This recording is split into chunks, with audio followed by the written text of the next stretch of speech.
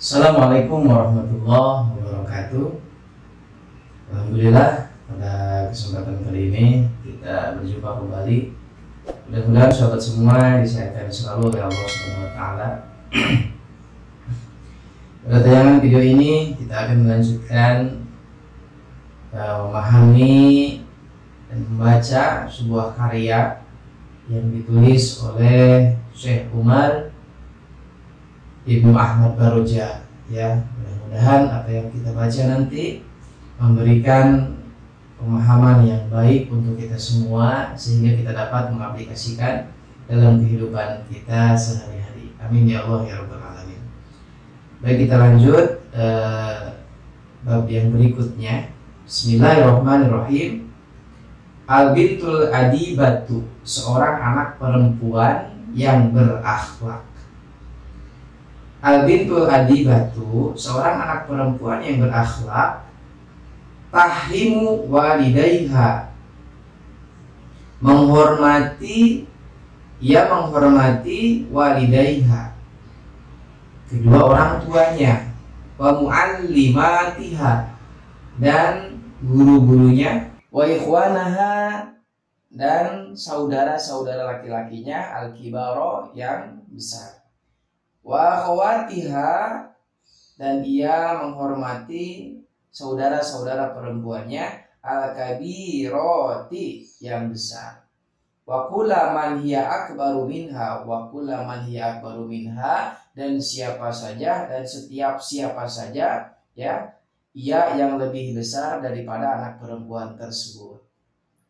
Wa tarhamu, dan ia menyayangi ikhwanaha, saudara-saudara laki-lakinya, asy-syighara, yang kecil, wa akhwatiha, dan ia juga menyayangi saudara-saudara perempuannya, as-shaghirati, yang kecil, wa kullu man hiya asgharu minha, dan ia menyayangi, ya, siapa saja yang lebih kecil darinya.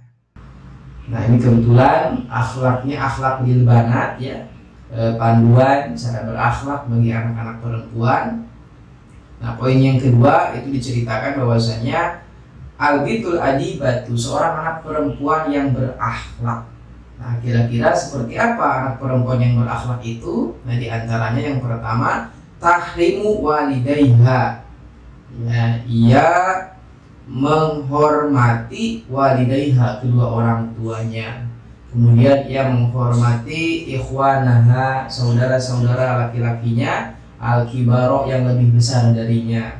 Lalu ia menghormati akhwatiha, ya, saudara-saudara perempuan, al-kabiroti, yang lebih besar darinya.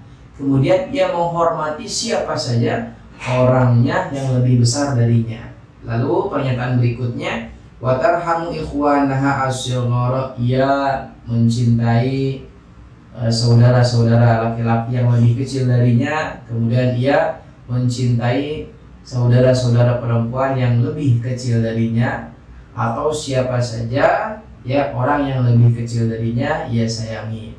Ya, hormat terhadap orang tua, hormat terhadap orang yang lebih besar darinya, kemudian menyayangi, mencintai orang yang lebih kecil darinya.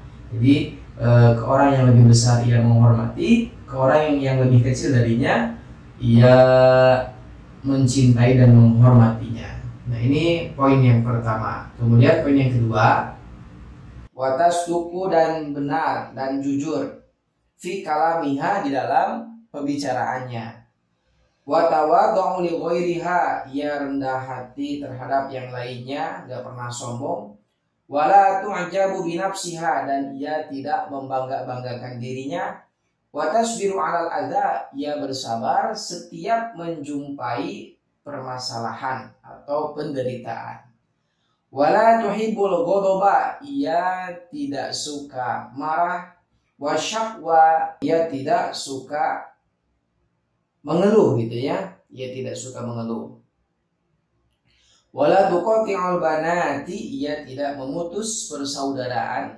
dengan kerabatnya, wala tukhasimuhunna, dan ia tidak berdebat, tidak berselisih dengan yang lainnya, Watasahi, dan ia malu anta malah hendaknya melakukan sebuah pekerjaan qobihan yang sifatnya jelek.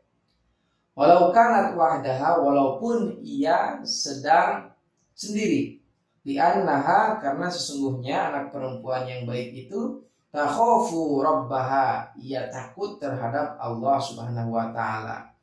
Wa tasma'u, dan ia mendengarkan nasoiha, nasihat-nasihat walidaiha, kedua orang tuanya, wa mu'allimatiha, dan nasihat-nasihat gurunya, wa tulazimul adaba fi kulli halin hinama ta'kulu.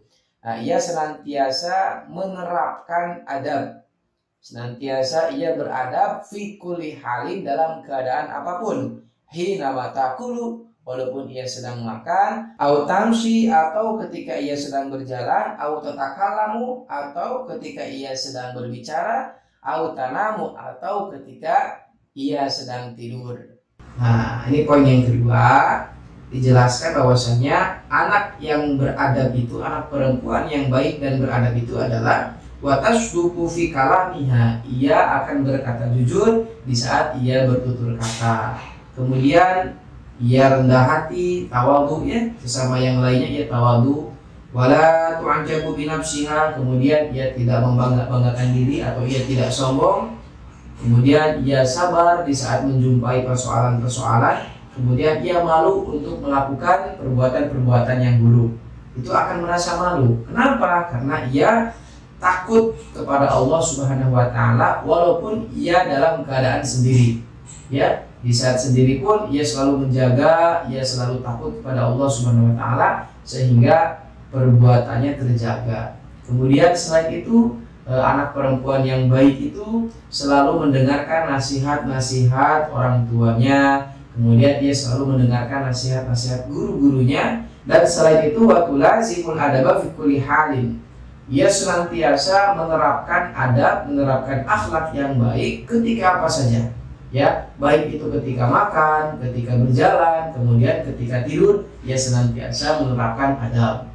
Makan itu ada adabnya, kemudian berjalan pun itu ada adabnya, bahkan tidur pun itu ada adabnya. Nah, orang yang selalu membiasakan adab, semua aktivitasnya itu akan indah dilihat, akan nyaman bagi pelakunya.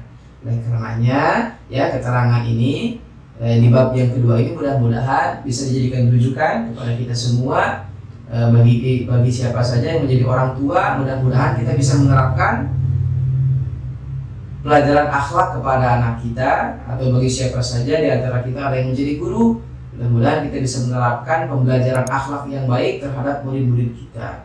Semoga pembahasan ini bermanfaat dan bisa kita aplikasikan, amalkan dalam kehidupan sehari-hari kita. Itu saja pembahasan kali ini, mudah-mudahan ada manfaatnya. Terima kasih. Assalamualaikum warahmatullahi wabarakatuh.